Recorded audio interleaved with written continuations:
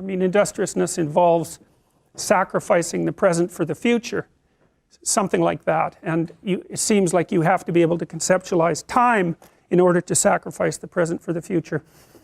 One of the things that I would recommend that you do as students in this course, and maybe in every course, speaking of industriousness, is come up with a plan of attack for the course and use a scheduler. You know, if you treat your university career like a full-time job, you're much more likely to succeed, and if you keep up on the readings and you keep up on the essays and all of that, then you're much less likely as well to fall into despair when you get too far behind. Using a Google Calendar or something like that to organize a schedule for the entire semester at the beginning of the semester can be invaluable, especially if you're not very industrious, because it can keep you on track. And one of the things we know about industrious people is that they are very good at using schedules and at planning the use of their time. And so I would like to say that you should all be smarter, but I don't know how you could be smarter.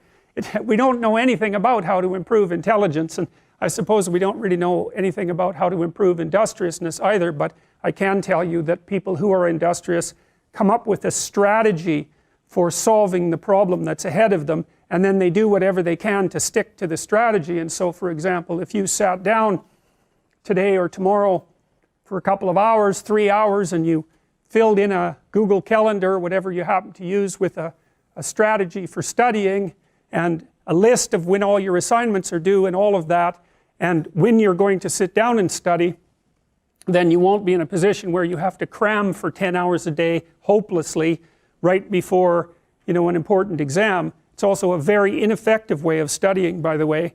I mean, first of all, people who cram for 10 hours say they're studying for 10 hours, but they rarely are because, well, I can't study for 10 hours. I don't have the power of concentration that would enable me to do that for that prolonged period of time.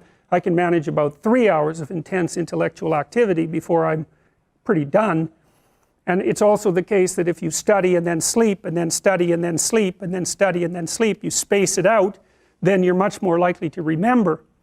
It's also much more likely that you're much more likely to remember if you try to recall the material, and so highlighting and that sort of thing isn't very useful, but reading, closing the book, summarizing what you've read without opening the damn book, that's useful.